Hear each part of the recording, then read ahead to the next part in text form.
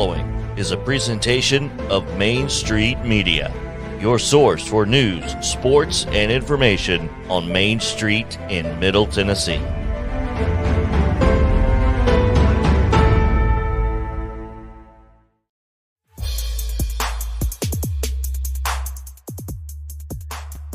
Welcome into a Tuesday edition of Main Street Sports Today, presented by Mid-Tennessee Bone and Joint. Chris Yao here alongside Mo Patton, and we are rocking the A, but the A is not rocking. That's good. That's good. Unfortunately, that's good. Yeah. The quote was good, not the fact that not the A the is not the assessment. I mean, yes. Yeah. Very disappointing. No kidding. No kidding. We are where we are. What a disappointing day. Probably the worst day ever. I mean, we're on late because of me and, well, technically not. But we're on late because of you. I was late getting into the office. Y'all keep my wife in your thoughts and prayers, please. Anyway, let's hop right in, man. We got a lot to get to today, and I want to get to it as quickly as possible. So I'm going to let you take as much of the rundown as you want to take on the front part, and let me see if I can get our guests some emails and try to get them in. So it's probably a good idea. Give me the rundown. Here we go. Today's rundown starts now. In volleyball action on Monday, it was Brentwood Academy 3, Knoxville Webb 1. Clarksville Northwest defeated Clarksville 3-0. Also, Dixon County defeated West Creek 3-0. It was Riverside Christian with a 3-2 win over Zion Christian. In girls soccer action on Monday, Rockvale edged Blackman 1-0. Lebanon defeated Smyrna 2-1. Oakland 5, Riverdale 0, and Wilson Central 6, Laverne 0. NFL action, and we'll talk more about this, I'm sure, but the Kansas City Chiefs defeated the Las Vegas Raiders 30-29. In spite of second worst roughing the passer call of the weekend, or the worst? One of the two worst. Arguably. Yeah, one of the two worst. Tuesday volleyball action at 2 o'clock today, so ongoing as we speak. Murfreesboro Central and Valor Collegiate. At 4 o'clock today, Joe Burns takes on Harpeth. Also, Hume Fogg takes on Lawrence County. And McGavock and Station Camp will play at 4 o'clock. At 4:30, Huntington meets Summertown in region volleyball action. Also, Macon County and Creekwood at 4:30. And Bledsoe County and Eagleville at 4:30. And Gordonsville and East Robinson at 4:30. 5 o'clock, Middle Tennessee Christian faces Evangelical Christian at ECS. At 5:30, it's Zion Christian at Franklin Classical. Notre Dame is at Good Pasture. Gallatin's at Hillsboro, and Siegel and Lebanon will play at 5:30. Also at 5:30, it's FACS at Providence Christian. Summit plays Ravenwood. At 6 o'clock, it's Sycamore and Liberty Creek, Loretto and Madison Academic, Culleoka and Sale Creek, 1 Sale. Merrill Hyde faces Watertown at 6, Brentwood and Independence play at 6, and Greenhill and Oakland play at a time unknown to us. Girls soccer action, Tullahoma is at Murfreesboro Central at 4:30 today. At 5 o'clock, it's Richland and Huntland, as well as Father Ryan at St. Cecilia Academy. At 6 o'clock, Dixon County hosts Henry County. Fairview's at home against Montgomery Central. Franklin Road Academy goes to Good Pasture. Mount Juliet hosts Lebanon, while Siegel's at home against Siegel is taking on Rockvale. Also at 6, Beach and Station Camp taking part. At 7 o'clock, Lincoln County at Page, Fayetteville at Culleoka, Hendersonville hosting Gallatin at 8 tonight, and also at 8, Oakland and Stewart's Creek. Major League Baseball Division Series action, Game 1. The Phillies are up 6-1 on the Braves in the top of the 5th. At 2:37 on TV, that game is on Fox if you want to watch it, and I'm not sure why you would. But at 2:37 on TBS, it's the Mariners at Houston. At 6:37 on TBS, it's the Guardians at Yankee Stadium. And at 8:37 on FS1, the Padres are at Chavez Ravine against the Dodgers in Game 1. NBA preseason action at 7 o'clock today on NBA TV. It's the Memphis Grizzlies at the Orlando Magic. And at the bottom of the hour here, 2:30 on ESPN2, Spain takes on Team USA in a women's friendly soccer match. And that is your rundown.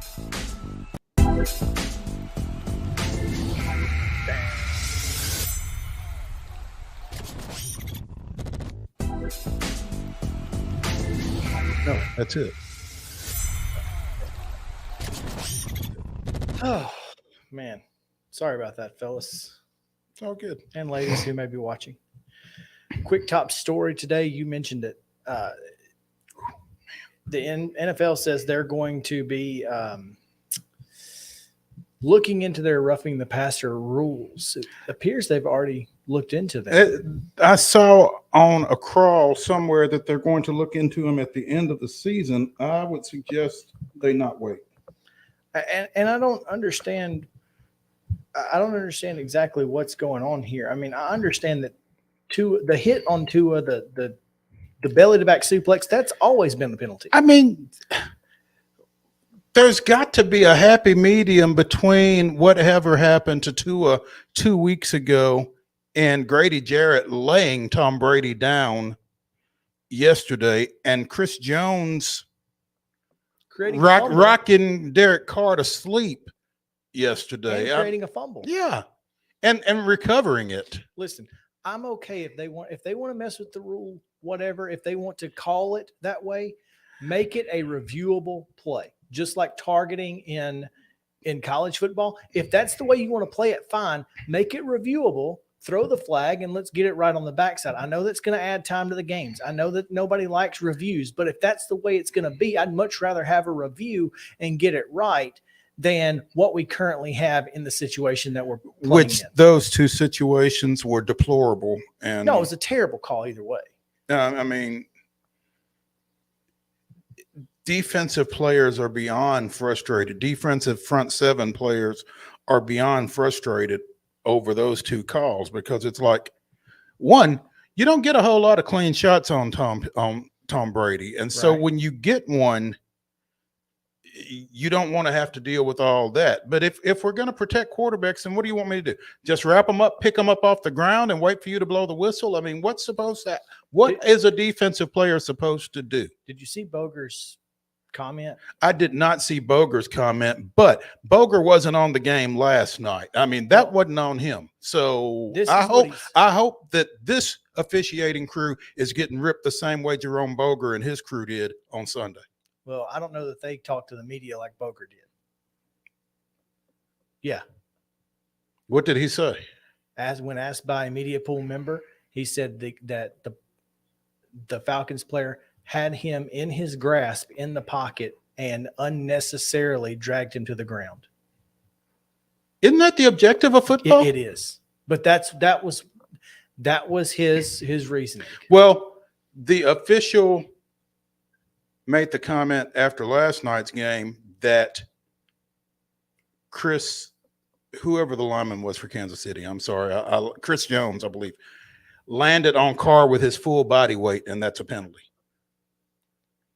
Which one, I don't think he did land on him with his full body weight. But two, I agree. I mean, that is a penalty, but I agree that he didn't do it. And two, after a fumble, you're a runner. Right. So that's where I'm at. It feels from the outside looking in. So I can't imagine what it feels like in a defensive locker room. Oh, sure. But it feels like they're making up rules as they go. It's exactly what it feels like, Mo. That's 100% what it feels like, and that's exactly what I think they are doing, unfortunately. Maybe that's why it feels that way. Anyway. All right, we're going to take a quick break. Drew DeArmond of 97.7 The Zone in Huntsville is set to join us. I have sent him an email and a text, so hopefully he'll be on here in just a few seconds. We're going to take a quick break. When we come back, it is Tennessee, Alabama. We continue to talk about it. We're going to talk about it all week long. We've got guests every day except Thursday because that's high school day. Mm-hmm. So y'all stick with us here on Main Street Sports Today, presented by Mid-Tennessee Bone and Joint, back after this. Mid-Tennessee Bone and Joint treats your orthopedic injuries and existing conditions. Our trained physicians will get you back in the game faster. Contact us at 931-381-2663 or www.mtbj.net.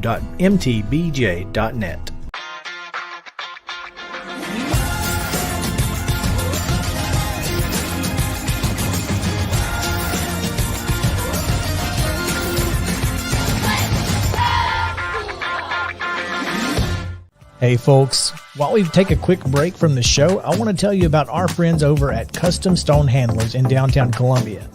Ed Rich and his team at Custom Stone Handlers believe in leadership.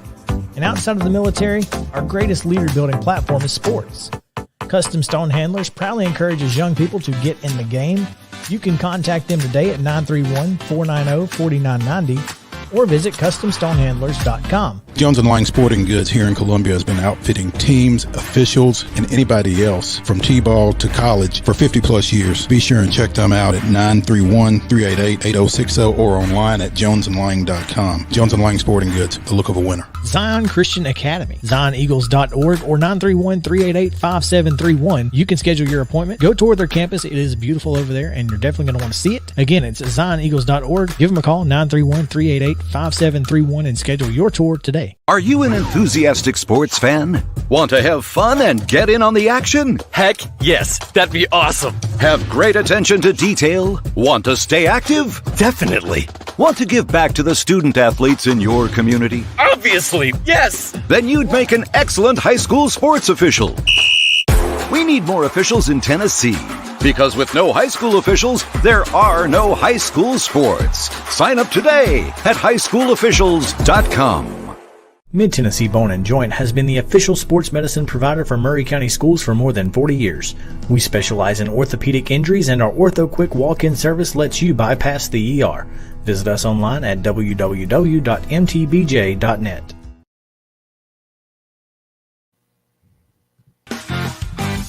All right. There we go. Well, you're off on the center over there. I tried to... Hello, bro. Let's do the pudding. At this point, yeah, just oh man, Mondayest Tuesday ever, man. Mondayest Tuesday ever. We've got Drew DeYarm who's going to join us here momentarily to talk a little bit about the third Saturday in October. We wanted to get some Alabama folks on. We'll try to get Amanda LaFrada on tomorrow from Off the Hook Sports and talk Tennessee side. We'll have Jim Dunaway on Friday from the next round down in Birmingham. So yeah, we've got. I'm expecting Amanda to be particularly fun. Yeah, I mean she's covering Tennessee, but is an Alabama fan, so that is a unique perspective. I went by Independence High School earlier today for something I'm working on for Main Street Murray, and had the opportunity to speak to their athletic trainer, Brandy Mangrum, who is, as everyone knows, is a huge Alabama fan, and she had on some Alabama jacket.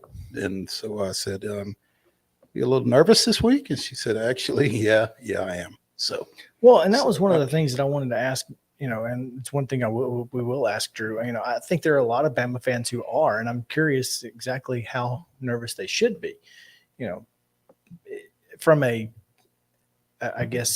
non-fan perspective. Like, is this a game that they should be nervous about? I mean, I think this Alabama team probably should be nervous. I mean, given their performance against Texas, given their performance against Texas A&M, maybe since Tennessee's not from Texas, it's okay. But I mean, well, it's still an Orange UT though. So I mean, there's that. Yeah, I mean, you feel like Tennessee is better than both of those teams? One would think so. So, I mean, obviously better than Texas A&M. They're terrible, but but they played Alabama to a 4-point game. They did. So terrible as they are. So, well, let's bring in from TiderInsider.com and 97.7 The Zone down in Huntsville. He hosts Talking Ball each morning from 7 to 9 and the Blitz Recruiting Show as well. Drew DeYarm. And Drew, what's going on, buddy? You there? Hey guys, how are you doing? Hey, what's up? Yeah, I'm here.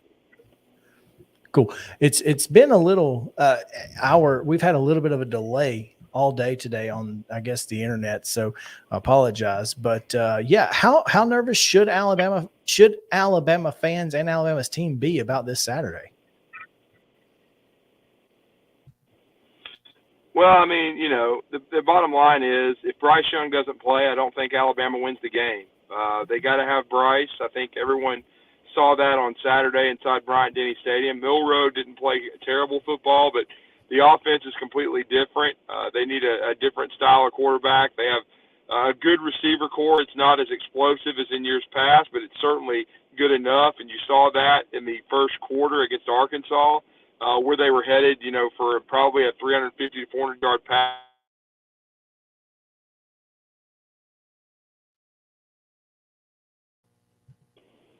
And honestly, he probably should have had over 200 yards. There were some drops in there, and so again, they need Bryce to distribute the football. They've got a much more explosive running attack this year, a better offensive line. The wide receivers, they don't have a J-Mo or a Mechie, but they're solid as a group. They've got a senior tight end, but they need Bryce Young to be the maestro directing the attack. I mean, he's one of the best players in college football. I think you're about to see a battle of the best two quarterbacks in the SEC, in Bryce Young and Hendon Hooker, and I thought that in the preseason. But Tennessee's obviously got three really good receivers in their own right.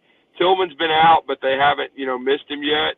Certainly Brew McCoy and Jalen Hyatt have stepped up, and they're doing a great job. But I'm sure Tillman will be back this Saturday. But Alabama is going to have to score between 35 and 45 points, I think, to win this game. And if they're going to do that, it's going to have to be with Bryce Young, and they're going to have to protect the football because Jalen Milroe is a great athlete. He's just not the passer that Bryce Young is.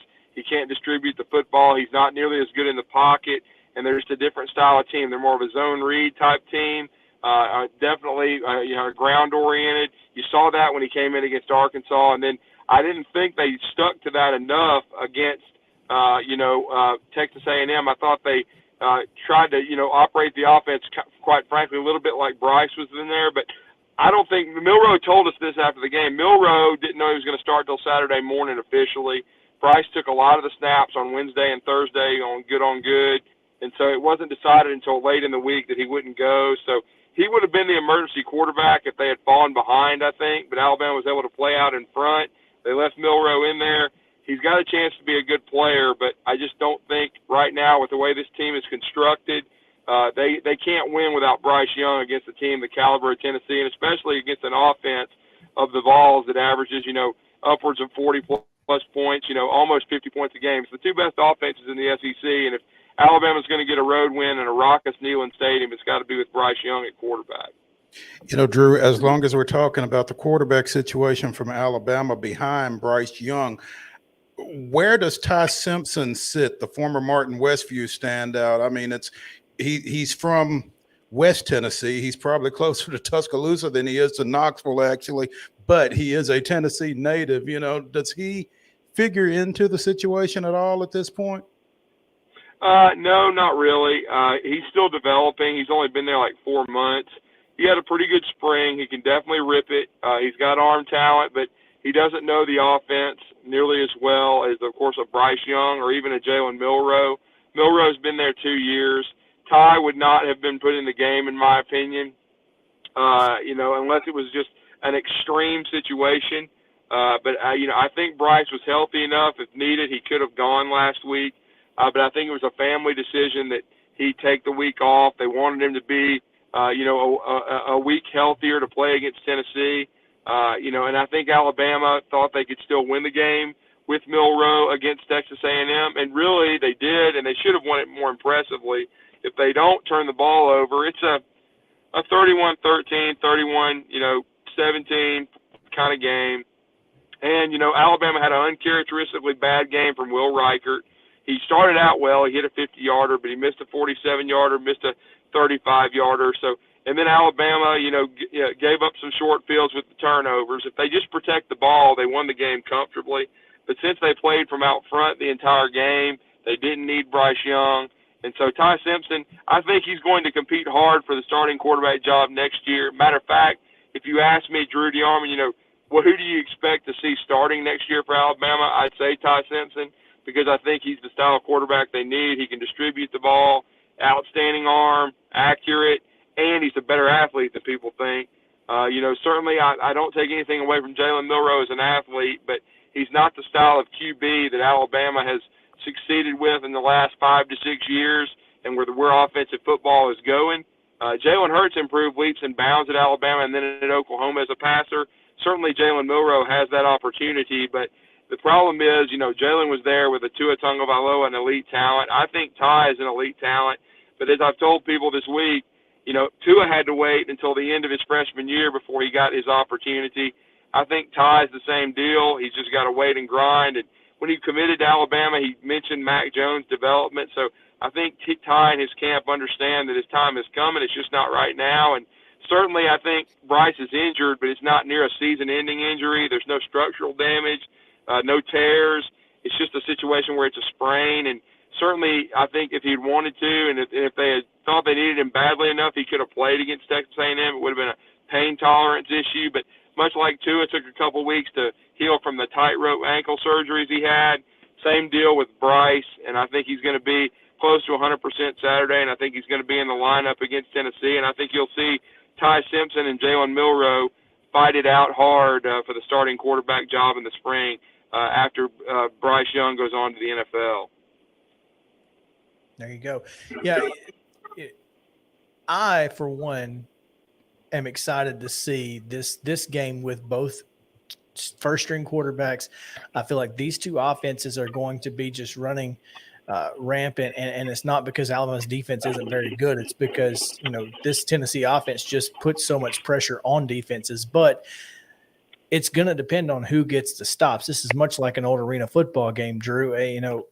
You get 3 or 4 stops, you feel pretty good about your chances of winning, and Alabama has the best football player in the country, not just defensive, but across the board.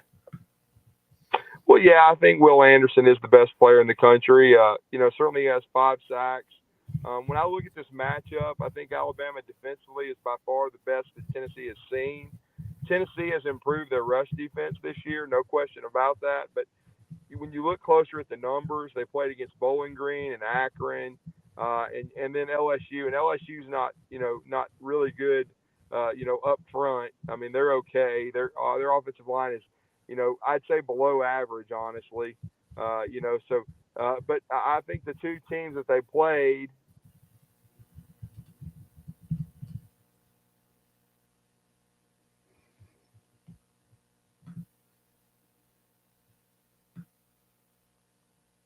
I think Drew is, there we go.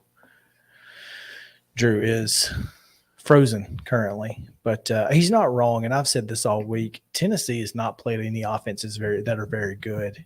And defensively, we just don't know where this team is. We have an idea of where this team is, particularly on the back end, as we talked to Dave Hooker about it a little bit yesterday. This secondary is not great. You've got some injuries back there at cornerback.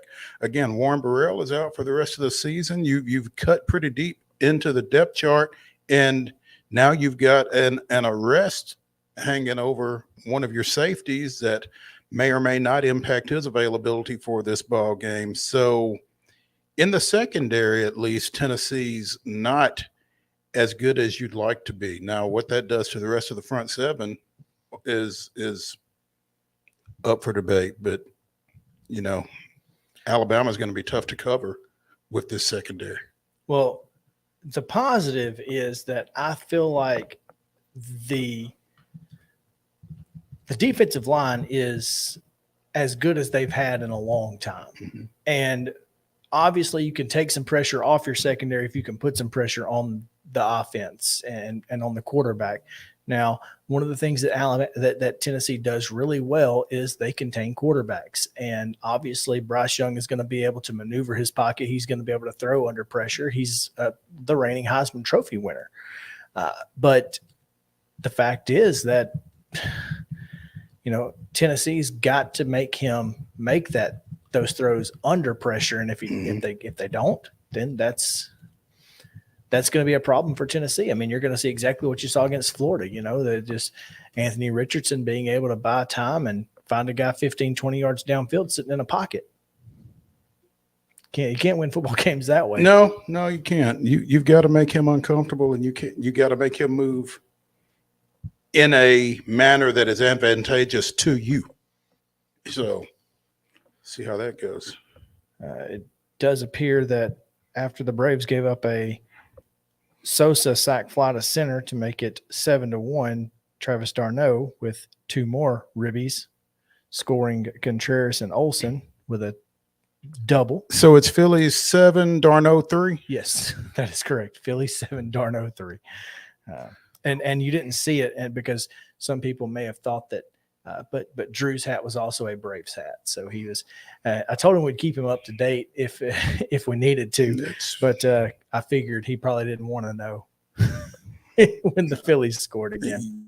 Yeah. But yeah, crazy day for the Braves. Have we lost Drew? I think we did. And that's okay. At least you tried. Well, and so Drew has 2 shows. He does 7 to 9 every morning, and then on Tuesdays he does a recruiting blitz from 9 to 10, I think, and then they have a station meeting at 1 o'clock on Tuesdays. So he was trying to get to us as quickly as he could. Oh, there he's back. He's back. So we did not lose him. Drew, there he is. What's going on, buddy? Well, the question was about the Tennessee defense, and you said they've not played a lot of great offenses to this point. No, they haven't. As I was saying, their rush defense numbers are really good. They're improved. Byron Young, Alabama's got a Byron Young as well. Both of their Byron Young is their best pass rusher, to me. And Jeremy Banks, Aaron Beasley, good linebackers. I think they'll probably be without Jalen McCullough due to his legal situation. Certainly, Burrell is out for the year at corner. He's probably their best tackler. And they already weren't very good in the back end. I mean, their back end numbers are worse than Arkansas's. They played against Bowling Green and Akron. And then I don't think really that Florida's got an elite defense. I think they're okay. I think LSU is probably the best that they've seen, and they shredded LSU. I'll give them credit for that. They absolutely shellacked them. And then, I'll just say this. Pitt has a good front, but I don't think their back end's all that good. I think Alabama is going to be by far the best defense they've seen, especially up front, especially you already mentioned Will Anderson, best player in the country. Dallas Turner's had his 2 best games the last couple. Now, I will say this, the way Josh Heupel plays, I mean, they never take the foot off the gas. They're always hurrying up. They never huddle. So it's going to be harder for Alabama to sub and get the cheetah package in with Chris Braswell. So that's going to be interesting. I'm going to be interested to see how that chess match goes. But Alabama's got some keys that they've got to do, guys, if they want to win this game. Well, for one, 9 has to play. Bryce Young has to be in the game. Alabama has to win the turnover battle because, as you guys know, Alabama's -6 this year. And by far, Tennessee is the most explosive offense they're going to have seen. No question about it. You're seeing one of the top 2 quarterbacks in the SEC, maybe the best wide receiver trio in the SEC, or at least in the top 2 or 3. And then I think an underrated running attack with Jabari Small coming off of his best game, really. No doubt about it. Certainly Jalen Wright's a good back, too. I think Alabama's got to stop the run. They've got to make them one-dimensional. They got to win the turnover battle. No question about that. And then I think, you have to protect Bryce Young. And then I think Alabama is going to have to, get about 5 or 6 stops, including one turnover. Because you've seen the obscene numbers that, Hendon Hooker has. I mean, he's got like 2 turnovers in a year and a half. And one of those was against Alabama. So if Alabama can get 1 turnover from Hendon Hooker, and LSU almost got a couple on fumbles, they couldn't capitalize. They didn't recover them. But if Alabama can get 1 turnover against Hooker, that's like getting 3 against somebody else. So to me, if Alabama can get 5 stops with 1 turnover being in there, I think Alabama can win the game. It's going to be high scoring because, again, these balls, they scored in the, on Alabama last year, they scored in the 20s. If Alabama can hold the game between 24 and 27 points to Tennessee, or even the low 30s, I think they can score in the 40s and win this game. I think that it's going to take 35 to 45 points, and they're going to have to win the turnover battle. And if they do that, they can win the game because I think Alabama has the better roster. But if they turn it over 2 or 3 times, or if Bryce Young re-injures himself, all bets are off because Hendon Hooker's tremendous, and this is a tremendous offense. And I think, Jalen Milroe could lead Alabama to points, but he ain't going to lead them to enough to beat this Tennessee team they need Bryce Young distributing the football to have a chance to win. No question about it. Well, if this were 5 years ago, we'd be saying, how's Saban going to handle the hurry up, no huddle? Because they couldn't, and that's how Ole Miss and Hugh Freeze was able to beat this team. But he's kind of figured his way around that, and so that's not nearly as big of a talking point as it once was. But boy, it is a tough offense to handle. There's no question. Drew DeArmond, TiderInsider.com, and 97.7 The Zone in Huntsville. We appreciate you, your patience, your persistence in coming here and talking with us. We really appreciate it, man. Yeah, man. Sorry about the technical difficulties. It happens. Sometimes are gremlins. They have gremlins. But, yeah, I appreciate y'all having me on. And, again, I think it's going to be a great game. It's probably the first time since 2007 where there's definitive. And I know Alabama's a 9-point favorite or so, or in some places 7. But I'm just saying, I think in 2009, Tennessee nearly won this game. 2015, they nearly won the game. But both times they were underdogs coming in significant. Alabama was a significant underdog in 2007 when they did the onside kick and Saban started this streak. But to me, this is probably the first time since that year where there's going to be people on both sides picking. And really, Tennessee was the definitive favorite. So to me, this is Tennessee's best chance on paper since that year. They were in the top 10 team in the country. And certainly they've got a great football team. And it being in Neyland Stadium is going to be crazy. I mean, I think the atmosphere was great for the Florida game, but I think it'll be on another level Saturday. But Alabama's been there. They've already been to Texas, already been to Arkansas. And I just think overall Alabama has been there, done that. And if they play clean, they'll win this game. If not, then you'll see Tennessee in the streak. But I like Alabama to play clean football and keep the penalties under 5 and win the game 45-27. But we'll see. I mean, I think it's going to be a heck of an atmosphere and two great quarterbacks going head-to-head.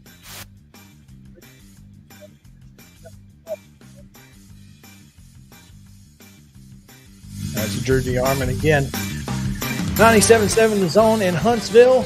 TiderInsider.com. See his work at DrewD977 ESPN on Twitter. We'll be right back after these messages. We'll get to some college football reactions from across the way. So stick around here on Main Street Sports Today, presented by Mid-Tennessee Bone and Joint. We're back after this. This is Chris Yao with Main Street Sports Today. Every show, Mo Patton and I welcome friends from all across the sports landscape, from high school coaches and reporters to national, college, and pro sports personalities. You never know who might stop by for a chat.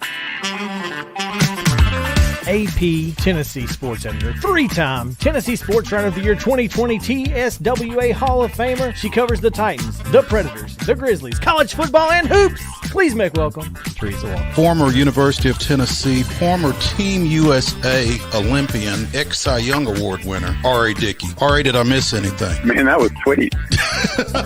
Yeah, I need to listen to that before I go to bed every night. That was nice. Has 5 sports Emmys. That's not bad for the other guy in Wham, Ryan McGee.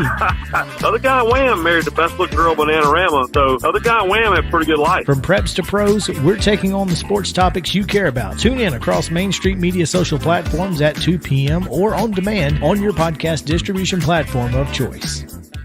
The high school football season is here, and nobody handles Friday nights better than Main Street Media. Here's Zach Womble with details. That's the name of the game here at Main Street Media and Main Street Preps. Is, we've been doing this for a long time now, and I think you hit on it. We've got an army of reporters across all of Middle Tennessee. I think there's about 130 schools in the Middle Tennessee area, and we try to cover all of them. We cover about 11, 12 counties at this point. And those Friday night shows, it's we're gonna show that off. We're gonna showcase the talent that we have on the field with reporters across several mid-state games on the weekly basis. So, whether you're in Williamson County, whether you're in Giles County or Murray County or Montgomery or Robertson or anywhere in between, we're going to have you covered from 6 to 11.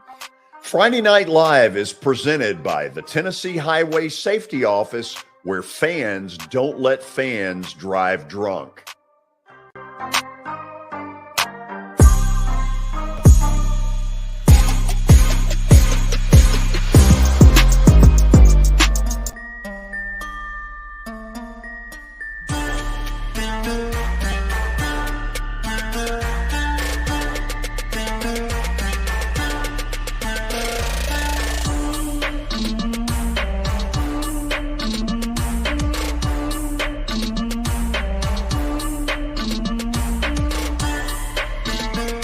Welcome back in Main Street Sports today, presented by Mid-Tennessee Bowling Joint. Christian Mopat continue on this Tuesday, October 11th edition.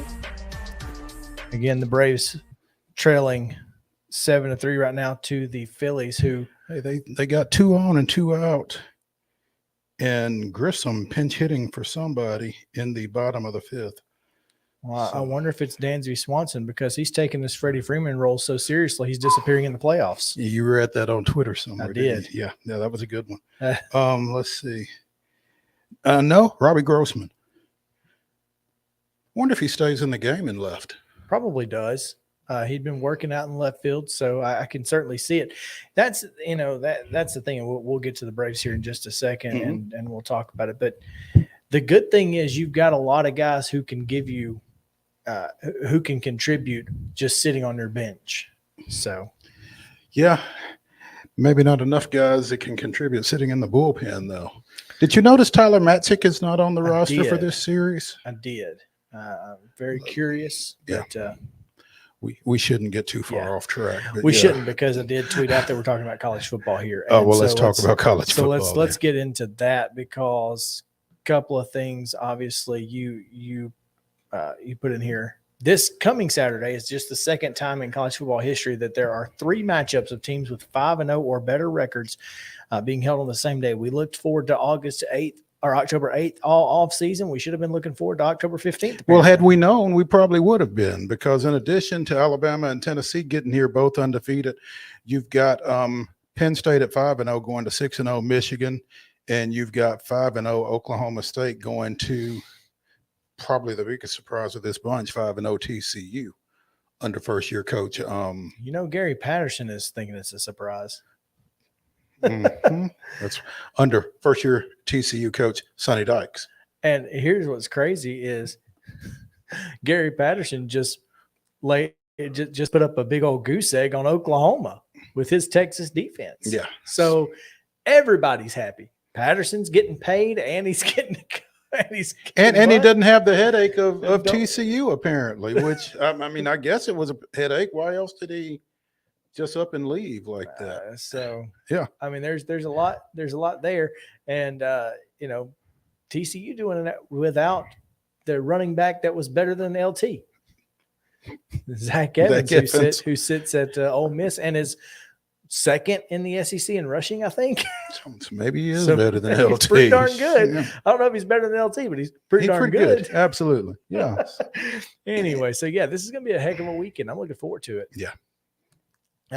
Let's talk about Texas obliterated Oklahoma, man. I mean, it was like the state fair in Texas was just I guess Oklahoma was worried about funnel cakes, because they certainly weren't worried about pass defense. They should have been worried about something other than what they were worried about. And we talked a little bit about the coaching situation with Brent Venables being in his first year out there, and is he under fire? I mean, they lost a game to Kansas State that fan base certainly does not expect to lose, and they don't expect to lose in the Red River rivalry.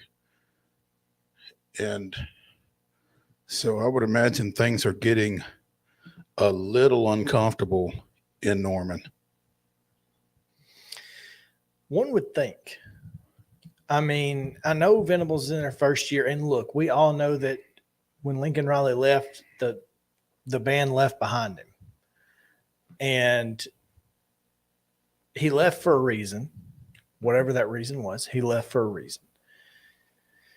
And then when you take the only decent players you had left with you, or send them elsewhere, wherever they may have gone, as an Oklahoma fan, you have to be patient, but it's hard to be patient in a world like we live in college football. So, yeah, there's not a whole lot of that out there. It's in pretty short supply. Oklahoma got off to a 3-0 start with wins over Texas, El Paso, Kent State, and Nebraska, and they've not won since. Losing to Kansas State 41-34, that big 55-24 loss to TCU, and then last weekend 49-0 to the Longhorns. Well, you mentioned one of the things I wanted to talk about in this, and that's the Husker Hex. Every team that has beaten Nebraska has struggled since. Georgia Southern, Northwestern, Oklahoma are a combined 1-11. Oof! Since beating Nebraska. Wow, that's insane. Scott Frost got some voodoo dolls or something, or what? So someone said, a Nebraska fan was like, "You know what to do, Purdue." Lose one game or lose them all. Your choice. Or lose the rest. Yeah. Your choice. You can lose one to us, or you can win this one and lose the rest. It's up to you. The choice is yours and yours alone. You sound like dude from I lost it. The movie with the bachelors in Vegas. Oh, The Hangover. Yeah. Your choice. Your choice. Yeah. You get to choose. So anyway, Husker Hex must be real. I had not heard of the Husker Hex, but now that you mention it, it sounds as if it may be a thing. There may be something to it. Yeah. Huh. Okay, Kansas, you're up. TCU and Kansas lived up to the hype on Saturday. That was a good football game. I mean, between TCU and Kansas, as good of a football game as you could ever have hoped for. Yeah. Yeah. I mean, when you're talking about those two programs and both of them being what, TCU was 17, Kansas was 19? Yeah. Who expects that? Yeah, nobody expected that. But it was a great football game between two really good football teams, and I enjoyed it. I enjoyed watching the game, which I didn't expect to do. And now TCU undefeated, still. I'm sorry, not TCU. Kansas is a 7.5-point underdog to Oklahoma. I think everybody realizes that Oklahoma is underperforming. And so you get lulled into that sooner or later, they're going to get it turned around. I know that was certainly my thought process going into the Red River rivalry this past weekend, thinking they can't continue to be this bad. And sure enough, I was wrong. So I think Vegas is kind of playing on that a little bit. Yeah, eventually they're going to be right. Yeah. You think. But, I mean, Kansas has not done anything to make it seem like they should be 7.5-point dogs to this Oklahoma team. Right. So exactly. I think Kansas got to get a win. Kansas needs to get a win. And if they well, I mean, Kansas really has to take advantage of where they are, Lance Leopold is a good football coach. I would just like to point that out in case anybody isn't aware. Okay, so let me ask you something now that you bring that up. Is he looking to get out of Kansas? Absolutely. Listen, Kansas is not, again, we talked to Dave Hooker yesterday from On the Hook Sports, and we talked a little bit about the Heupel Oklahoma situation, which Oklahoma's got a coach, but Kansas is not a destination job. Not in football, anyway. Not in football. And so, to your point, if you have the kind of season that Kansas is having as a coach, you do kind of have to look to take advantage of it, don't you? And if nothing else, just look to your conference mate Matt Campbell. Look to guys like I still think Matt Campbell is going to be in play if he decides he wants to be. I think he could be, sure, but I don't think he's going to be in play for really high-profile jobs. He's going to be in play for Nebraska. Well, yeah, probably Wisconsin. You could put Matt Campbell in Nebraska or Wisconsin. I think they could be successful. Mm-hmm.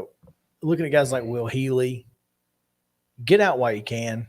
And you have to, because otherwise, if you don't get out, you're going to get out. Well, which is better? Get you one of them contracts.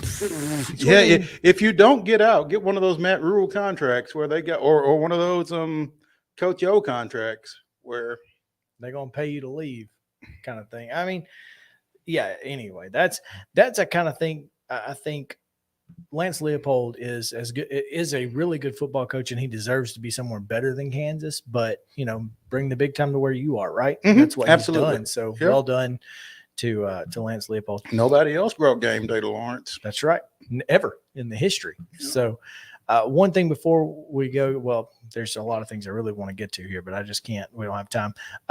USC, UCLA, both undefeated. Did you see that happening, especially with the South Alabama situation against USC? No, UCLA? Really did not see UCLA regathering. I mean, I had not taken a look at their schedule or anything like that, but after South Alabama scared them the way they did, you would have thought somebody higher profile would have gotten them, maybe somebody in the Pac-10 after that. That's apparently not. Apparently not. That's quite interesting. Because they dominated Utah. Utah's a fraud, right? I don't know if they're a fraud or if UCLA is good. Well, I mean, based on losing to Florida, which I know cross-country trip, all that kind of jazz.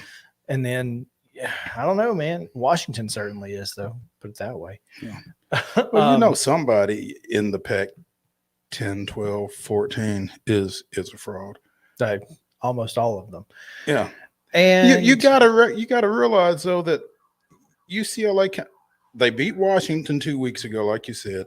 Before that, they beat Colorado, who has since fired their coach and former UCLA player, Carl Burrell. So I guess that Utah win is their best win of the year. It's their first over a top 20 team.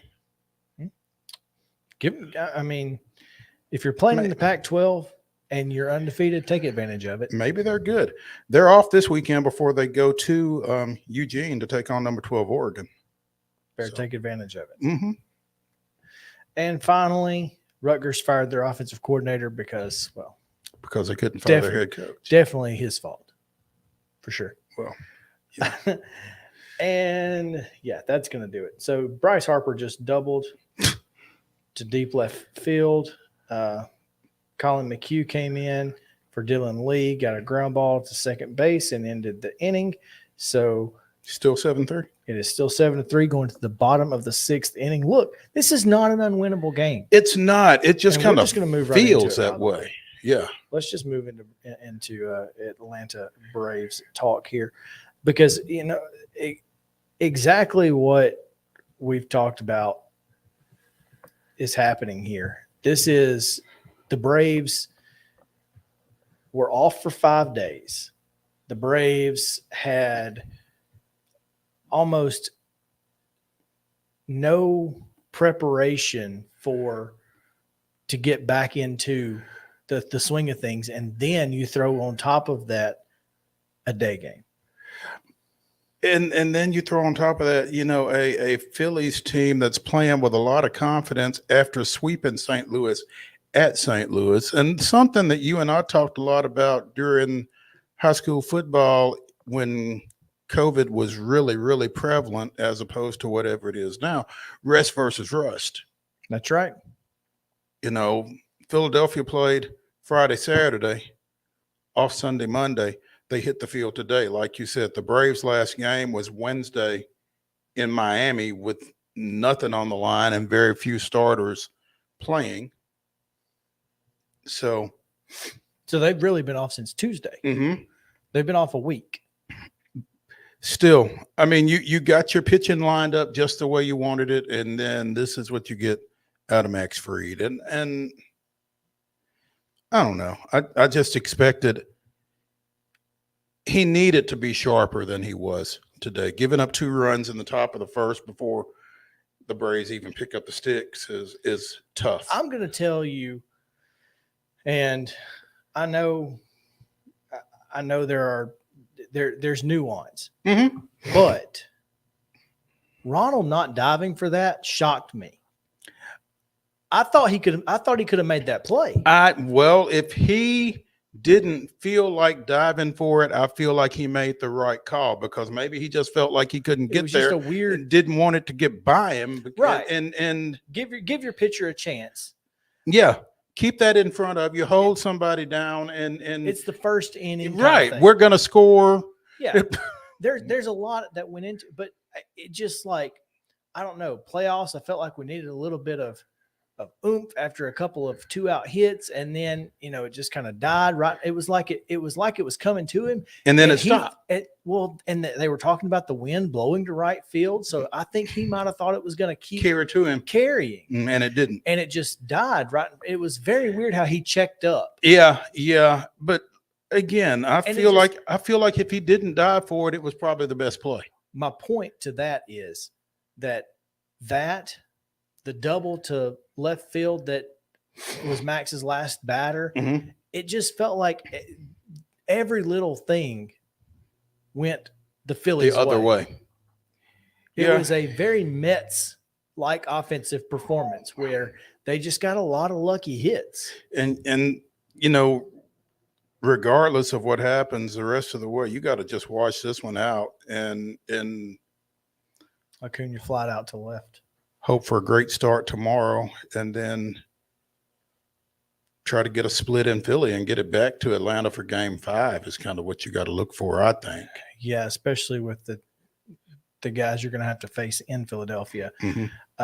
Swanson up, who struck out 3 times today swinging. Yeah, I would have almost just as soon see Grissom pinch hit for him, but that wasn't going to happen. No, it wasn't. And Grissom, he struck out too, so there's that. Dominguez pitching now for the Phillies, and you felt like if you could get it into their bullpen that you'd have a chance. And I'm not saying that the Braves don't have a chance. They're just 4 runs down. I know that sounds crazy. They're just 4 runs down in the bottom of the 6th, so they still got 3 more at bats after this one. Correct. And but you're running through outs right now. You're running through them, and d'Arnaud can only hit so many times, and Dansby Swanson just struck out looking. That is a tough day.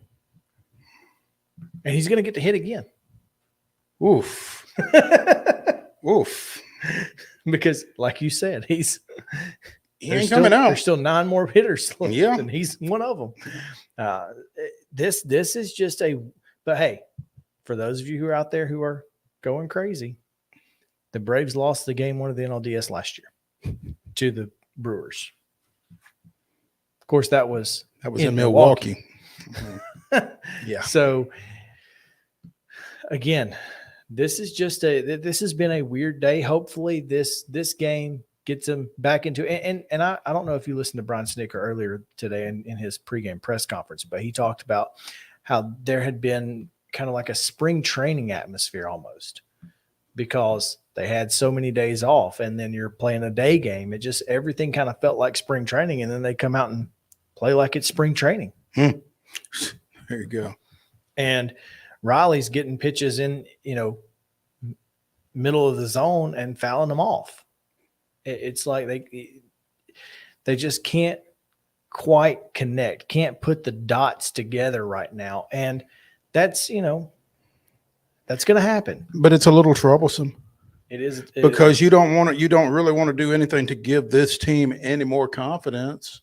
You certainly do not. And Ranger Suarez throwing Game 1, not Nola, not Wheeler. Yeah, but Ranger Suarez had been probably their best pitcher against the Braves. In his last 2 starts, he was 1-0 with a 1.01 whip and a 1.68 ERA.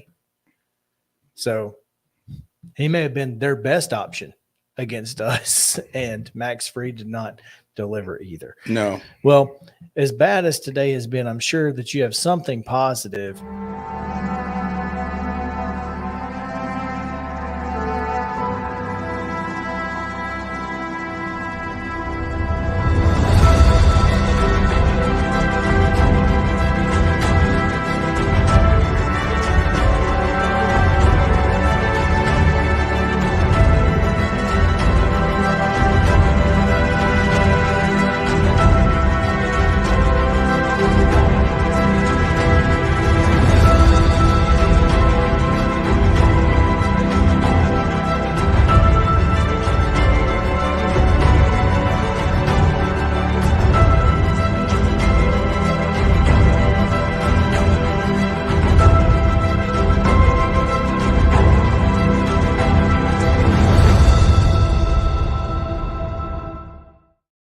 Braves history. All right, we're going to come right back on Main Street Sports Today after a quick 1-minute break here.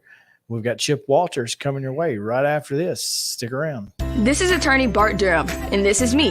I'm Aaliyah. Keeping in good physical condition is really important to me. But when I had a wreck with a tractor-trailer truck that hurt my legs so bad I couldn't work for almost a year, I knew I needed a lawyer that understood tractor-trailer cases. So I called Bart. Bart gets millions of dollars for his clients every year. At Bart Durham Injury Law, we've handled hundreds of tractor-trailer cases. My dad and I want to help. Give us a call at 615-242-9000. Mid-Tennessee Bone & Joint has been the official sports medicine provider for Maury County Schools for more than 40 years. We specialize in orthopedic injuries, and our Ortho Quick walk-in service lets you bypass the ER. Visit us online at www.mtbj.net. Hey, welcome back in. It is Main Street Sports Today, presented by Mid-Tennessee Bone & Joint. Coming to you on this Tuesday, as we like to do each and every week, bringing you the voice of the Blue Raiders. And we welcome in Chip Walters now. Chip, can I say something? You can. No. I mean, if you didn't say anything, this would be a very it would be very boring. Yeah. The video that goes with this day in Braves history is so long, it ought to be yesterday in Braves history by the time it was over. So typically we play that coming out of a break, so it just elongates the break. Understand? And, yeah. So anyway, this guy. So there, I said something. This guy. We need to get up in the morning and critique Chip's WGNS show. What's it? The Round Table? There you go. Yeah. No, you're not wrong. And like I said, typically that's coming out of a 1-minute promo, so it just makes the break almost 2 minutes, and we just come into it. But we didn't take a break because the other segment went a little long, and we just wanted to get into the Braves so we could get to you as quickly as possible. You know, we didn't want you sitting around waiting. Well, we did it for you, Chip. We did it for you. Absolutely. So you finally worked yourself around to where that, to where you got to that. Okay. Yeah, we did it for you. But hey, all seriousness, tell us a little bit more about your show that's been on about 6 weeks now? Oh, actually, it's been on. I think tomorrow's my 22nd episode, so nearly 6 months. Not 6 weeks. Yeah, and and I'll do a little bit of sports stuff on there, but mainly, local issues, local personalities, and local meaning mid-state. Tomorrow, tomorrow it's kind of interesting. I've got the lead forecaster for the National Weather Service. Everybody likes to talk about the weather, but nobody does anything about it. So we'll see if he can do that. We had one of the more popular episodes had a reunion show of cast members of the Ralph Emery morning TV show that we all grew up with, which was really good. Had Rudy Kalis on a little couple of weeks ago. Got a local travel agent next week, so it's kind of just all over the board. It's, to be honest, it's whatever interests me, because I book my own guests and we just have a good time with it. That sounds like us. Whatever. Yeah, exactly. And you, Chip, are interesting to us. Your trip to Birmingham did not go great, but was everything other than the game? Other than that, Mrs. Lincoln, how'd you enjoy the play? Well, yeah, that's right, Mrs. Lincoln. Outside of the game and the traffic between the state line and where I-65 goes into 6 lanes, I mean, it was ridiculous. I know it took some folks like 4.5 hours to get to make that 3-hour trip, but UAB they're really good. Middle got exposed, as Coach Stock quoted after the game, got exposed by UTSA a little bit with their pass defense, and here you come in against UAB, a team that has been a grinded out, run the football for over 200 yards a game, and a capable quarterback who is more known to be a game manager, comes out, goes 45 yards on the first play, and then they score a couple of plays later. You get the ball, go 3 and out, and then immediately UAB scores again. They had explosive plays on their first 3 drives at least, and scored on their first 6 possessions. And the concerning part, for the second week in a row, you'd given up 30 in the first half. And in both games, the game slowed down some as UTSA tried to use clock, UAB used clock, but it was not a good day defensively, and offensively. Nothing to brag about, but nobody's going to feel sorry for you. And the same goes for this week's opponent in Western Kentucky. And they're coming in off two straight losses. They lost a home game to Troy, who came in and really shut their offense down. And talking to Randy Lee, who does Western's radio, he said that Troy is as fast as anybody they have ever played defensively. And in this past weekend, Western went to the Alamo Dome, and in a rematch of last year's Conference USA championship game, it was UTSA, almost identical type outcome as they scored late to win against Western Kentucky. So both Middle and Western have played UTSA the last 2 weeks, and everybody around is gives them the credit that they have earned by starting out 2-0 in the league. So one of these two teams, Middle Tennessee or Western Kentucky, is going to come out with a win on Saturday, and both should go in very hungry and ready to do whatever it takes to get it. This Western Kentucky team, Chip, to stay on the toppers for just a second. Obviously, Middle had the big 45-31 win down at Miami a couple of weeks ago. Western went to Indiana back on September 17th and nearly got out of there with a win over the Big Ten opponent, falling 33-30 in overtime. So, and followed that up the next week with a 73-0 win over FIU. So this is a team that clearly is capable of putting some points on the board against some pretty good opposition. Yeah, absolutely. And everything we heard about their game with Indiana was that they missed a very makeable field goal in regulation that would have won the game at Indiana, and otherwise they might be sitting here 3-2 right now instead of or 4-2 instead of 3-3. So they do have you think, okay, Bailey Zappi graduates, goes on, he's won a game, he's starting for the New England Patriots now and won this past weekend. Well, what do? They go and get another transfer quarterback who throws it just as much, although not quite as explosive as Zappi was, to their own quote on that. But it was,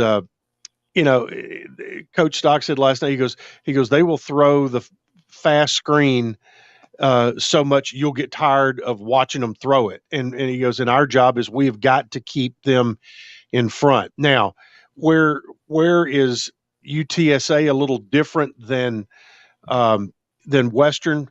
UTSA, and in particular UAB, UAB max protected, and Middle, had to guard guys, end up guarding receivers in man-to-man coverage, and you had Trey Shropshire, who he's about 3 or 4 inches taller than Middle's DBs, good speed, and he was able to make plays. Now, Western will not max protect all the time, and so what has been Middle's strength defensively, which is their front four, should have more opportunities to apply some pressure, but they get rid of it so fast. Is how much difference does that make? So you've got the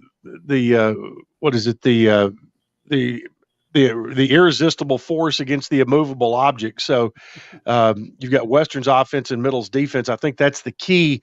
Can Middle slow them down enough to allow the offense to score enough points to be part of, to make this thing go deep. But again, we've talked about it numerous times.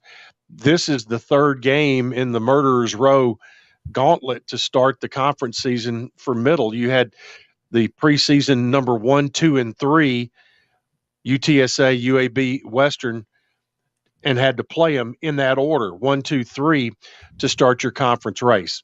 So that's just a tough hand to be dealt. But you got to play them all in there somewhere, and this is the third of those 3, and you've got no guarantees on any of those games. But the Blue Raiders have got to get better defensively, and also have got to get more consistent offensively here in the league. You have to feel like, though, Chip, once you've got that big 3 out of the way, and you don't want to take anything for granted, but you feel like the schedule kind of turns for you after that. And if the league is going to schedule you to play those 3 games in a row like that, at least they did you the favor of giving you an open date afterwards. That's correct. So yeah, middle does get an open date on the 22nd. Then, you come back with 2 straight road trips after that. You go to UTEP, come home, and then go, and it's an 8:00 Central Time kickoff at UTEP. So you figure from 8:00, you don't get out of there until about 1 in the morning, and then you fly back. And you don't get home till about 4 or 5 in the morning on Sunday morning. Then you turn around, you go to Louisiana Tech, and then you come home. Finally, the only time all season you have back-to-back home games will be November 12th and 19th when Charlotte and FAU come in, and then you'll wrap it up at FIU. So the schedule does turn. It's not. I mean, everybody in the league is very similar. You happen to have UTSA, UAB, and Western, who right now are a little bit better than everybody else. I'm Chip. I'm just gonna go back to UAB for one thing, because it shouldn't be allowed for them to wear the Children's Harbor uniforms against conference opponents, because you shouldn't have to be cheering against the kids at Children's Hospital. That's all I'm saying. I understand that. It's hard to how do you do that? You're like, man, they're wearing the names of the kids on the back of their jerseys, and I'm supposed to be mad at them. Yeah. The only issue I had with those jerseys is that neon green that you could not read numbers with your naked eye. It was a little light.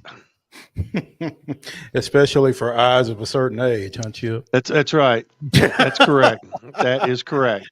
Chip Walters, the voice of the Blue Raiders, joining us here on Main Street Sports Today, presented by Mid-Tennessee Bone and Joint. Chip, how shocked were you when this week's Associated Press Top 25 came out, and at number 25 was James Madison, the Blue Raiders' season opening opponent? Not shocked that it took so long. No, and it's, and here's the statement that I'll make, that that people will find it very hard to believe, is that and again, I'm basing it on the days when we played them, that in my opinion, James Madison, UTSA for sure, and maybe UAB are all better than Miami. And Miami came back and played better against North Carolina over the weekend, but James Madison and UTSA, no doubt in my mind that they're both better football teams than Miami. Do they have the bigger name than Miami? Absolutely not. But do they have the better squad? I would say so. There you go. Game day this weekend. Gates will open at 1:00, and homecoming. But you're coming for the parade too, right? Well, I won't be there at all, unfortunately. But Mo may be coming for the parade. What time is the parade, Chip? Parade's at 10 a.m. And this year, Jake Rose and myself will be doing the parade commentary down in front of the Alumni House on Middle Tennessee Boulevard. I may sneak in there at the Alumni House and try to catch a little bit of that. I might. Yeah, Middle Tennessee Electric, by the way, has their I call it their grilled cheese trailer. They come and they make grilled cheese sandwiches and just hand them out. So hand them out, and hand they don't them out. take any money back. They're just handing out free grilled cheese. That's right. sandwiches? All they ask is you know, turn your heat up an extra degree for a weekend, and they'll get paid back. But and yeah, then some. yeah. But there's it's a lot of fun. We've had all kinds of celebrities, local celebrities in the past. And Mo, you're on the futures list for that honor or job, whatever you want to call it. But Jake is going to join me. We've had everybody from Chris Davis at Channel 5 to Joe Dubin to you name it.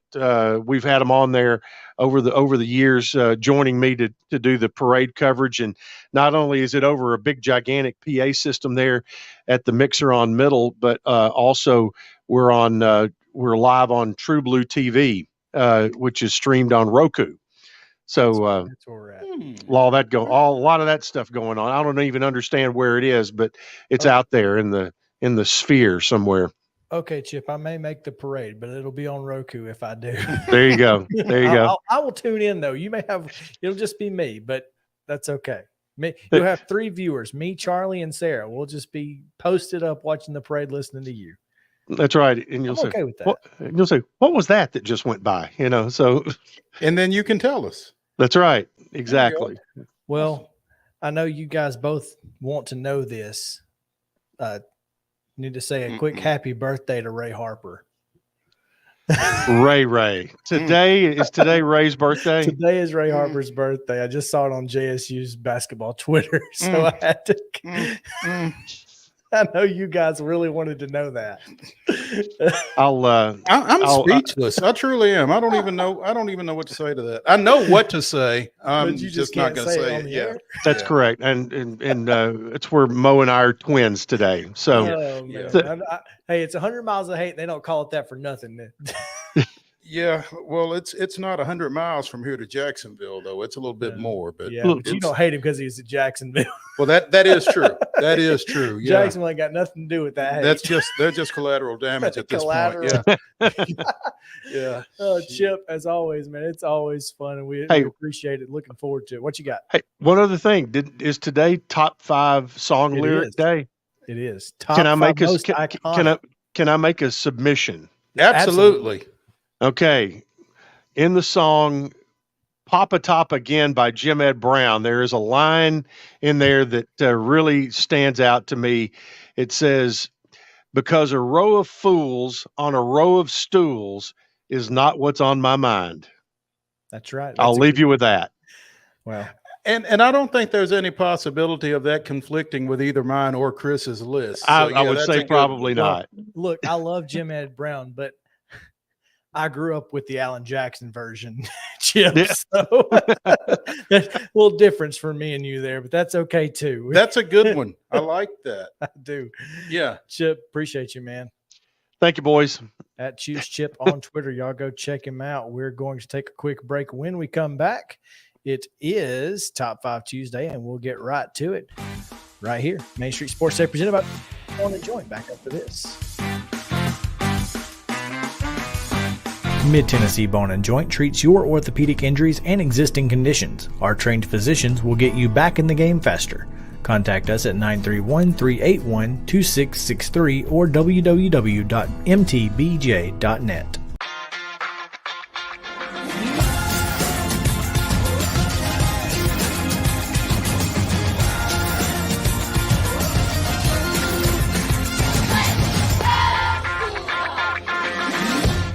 Hey folks, while we take a quick break from the show, I want to tell you about our friends over at Custom Stone Handlers in downtown Columbia. Ed Rich and his team at Custom Stone Handlers believe in leadership. And outside of the military, our greatest leader building platform is sports. Custom Stone Handlers proudly encourages young people to get in the game.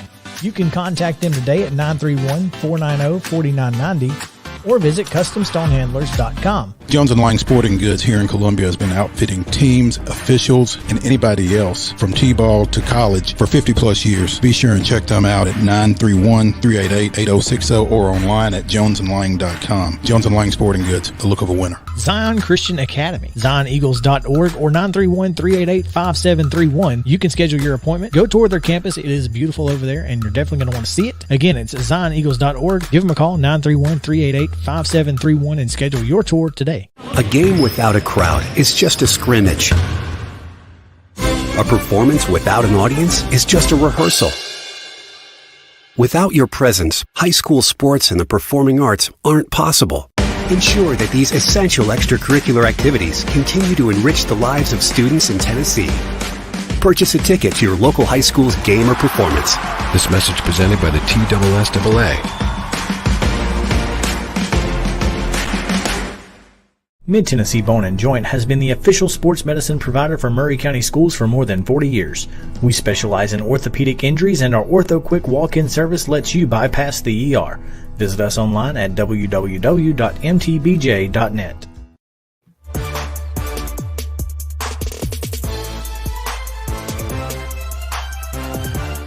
Welcome back in. Main Street Sports Today, presented by Mid-Tennessee Bone & Joint. Chris Yao, Mo Patton here on this Top 5 Tuesday. Top 5 Tuesday is brought to you by our friends at Mid-South 5 Fitness. Thal is still in the gang, Still Athletes, at Still Athletes on Instagram, stillathletes.com. Mid-South 5 Fitness, two great locations, one here in Columbia, one in Franklin. Taking care of you. Get you swole.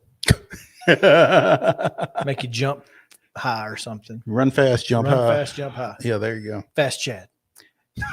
Think fast, run fast. Think fast, run fast. Fast Chad. Fast Chad. Today's top 5. This is hat tip to Outsider, at Outsider, Brentwood located. I was wondering where that came from. Yeah. So they asked for the most iconic country music lyrics. Oh, okay. So and I thought, well, this is impossible. But I thought, well, we can open it up to make it even more impossible. Yeah. Well, more and less at the same time, because there are a lot more songs to choose from here. Exactly. But I narrowed it down to 5, but I could have had a list of 50. And this is iconic. So to me, and maybe your list is different. To me, iconic is not necessarily the best lyric, because I'm really big on play on words. Mm-hmm. So to me, iconic is if I read you this lyric, you are going to know the song immediately. That is what that's where I come with iconic. So and it may or may not include the title of the song, but regardless, you will know the song as soon as I read the lyric. That is my definition of iconic. We are on the same page here. That being said, I think the best lyric in the history of music is I used her and she used me and neither one cared. We were getting our share.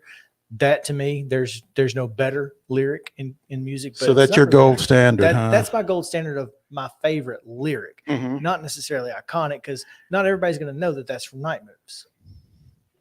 What have they been listening to? I'm just saying, I mean, if you don't know that that's Night Moves by Bob Seger, what are you doing with your life? Yeah, that's true. That's true. Look, I'm a big fan, but not everybody is. There you go. Yeah. All right, we'll start with number 5. Typically, that's where we start. It is. If you see a faded sign at the side of the road that says 15 miles to the Love Shack, I'm not going to sing any of these, by the way. So, baby, that's all I got. Yeah. My number 5, and this is going to, if this is number 5, then it's going to get crazy. Country Roads Take Me Home to a Place I Belong. There you go. To a place I belong. That one did include the title. It did. But it's okay. So did yours. Yes, it did. As a matter of fact. Yeah. Okay. All right. Number 4. Number 4. Now, this was country music induced, and so I have to have at least one country music lyric. Blame it all on my roots. I showed up in boots and ruined your black tie affair. That is also my number 4. I swear to God. You can look at it right here. I swear it's my number 4. So nailed that one. There you go. All right, That's then so- I do, will. do you consider do you consider John Denver country? Because he is kind of now. I think he was country then. I think he'd probably be more Americana now. I think if you had like Cat Stevens, Jim Croce, they would be considered country now. You think? Singer songwriter, James Taylor type guys. Mm-hmm. I think you could consider Americana is where they would sit. But Yeah. John Denver was kind of in the middle. He was like a weird pop crossover kind of guy. Yeah. That's a good point. That's a good question. Curious. I'm a little disappointed I don't have any JT on my list, actually, now that you mention him. Okay, so my number 3. Number 3. Searching for my lost shaker of salt. Salt. Where's the damn salt? That's not a lyric. That's just a It is a lyric call at and this point. response. At Yeah. this point, it is. I mean, if you don't sing that part, then what are you doing with your life? What are you doing with your life? Yeah. So my number 3 is the opening line, and a lot of these are opening lines because that's what's most iconic about. But on a dark desert highway, cool wind in my hair, warm smell of colitas rising up through the air. Up ahead in the distance. Yeah. Okay. You could just say that every part of that song is iconic, but you know that's Hotel California. So First album I ever purchased. really, it's a good album. I have one too. So my number 2, and this felt better at the time I came up with it, but at this moment, not so good. Welcome to Atlanta, where the players play. Yeah, not so great right now. Not so great at this moment. We're in the bottom of the 8th with nobody out though. So yeah, we still down 4, but bottom half of this lineup coming up with Arcia, right now Harris, and Grissom. Right now the players are not playing. No, I'm sorry. Arcia, Harris, and Rosario. Rosario went into the field. Okay. All right. Number 2. Take my hand, my whole life too, but I can't help falling in love with you. Oh. Take my hand, my whole life too. I just feel like, ooh, I went way back for that one. You did, but I like some Elvis. It's Elvis. Elvis he's got some iconic lyrics, and probably maybe Heartbreak Hotel, may have been a little more iconic, but I play that song so much. I don't bet. ever play stuff like, other, obviously Heartbreak Hotel is a terrible wedding song, but I played this song so much and everybody knows it. I feel like it's pretty iconic. So. Yeah. Number one. You have an idea, probably. I just don't know which one you're going to pick. Dearly beloved, we're gathered here today to get through this thing called life. That's okay. That's not where I thought you would go with that. Where'd you think I would go? I just didn't know if that was, that's probably the most iconic part because it's the beginning. So, everybody, when you hear that, you're like, oh, yeah. It's kind of like hearing down, down, down, down in Alabama. Yeah. That's not a lyric, but that's the most iconic thing that I could think of. It's just the opening lick to that, or down, now, now, now, now, now, now. I hear the train a coming. Okay. And number 1 is I hear the train a coming. It's rolling around the bend. Johnny Cash. I ain't seen the sunshine in I don't know when. And so that was stuck in Folsom Prison. That was where I just thought, Now let me ask you: is that more iconic than I shot a man in Reno just to watch him die? Probably, maybe not. That's a good question. I think the better lyric is I shot a man in Reno just to watch him die. But I don't know. I think his most iconic lyric is probably "My name is Sue. How do you do? Now you gonna die." But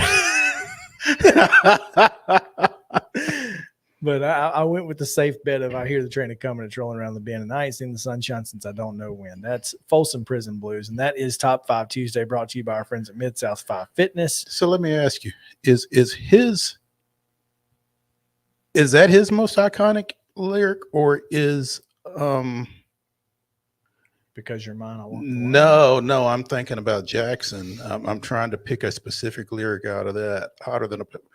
We got married in a fever, hotter than a pepper sprout. That's a good one too. That's but here's the thing about Jackson and I Walk the Line is I don't think he wrote those. I think those were June Carter songs. And so I would, and not that it matters who wrote it, because I would just say it's Johnny Cash, June Carter, whatever. But I don't know. I feel like Folsom Prison Blues is his biggest song. It's his most. I mean, it's Johnny Cash. He's got everybody knows several Johnny Cash songs. Everybody knows them. But I don't know. That was just where I went with it. And look, it's your list. You can do that. It is.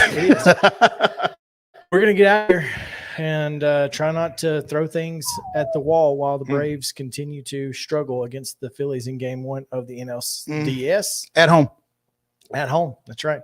So you guys come back tomorrow, 2:00. We'll break down that game and we'll preview the one coming up right after our show as soon as we get done. So should be a lot of fun. But thank you guys for hanging out with us here on Main Street Sports Today, presented by Mid Tennessee Bone and Joint.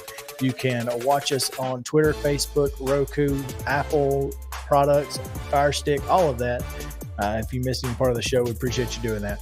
All right, we'll holler at you later. Have a great night. This has been Main Street Sports Today.